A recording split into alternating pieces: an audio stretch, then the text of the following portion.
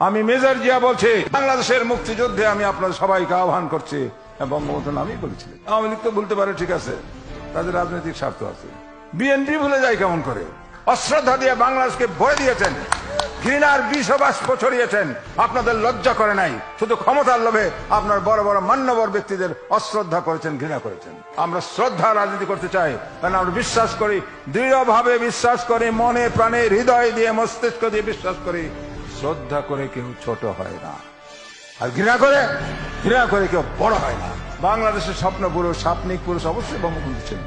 ঝগড়া করার কি আছে? মনের ভাষার নামে একটি শ্রদ্ধার কথা বলতে আসে, মুখে আসে না।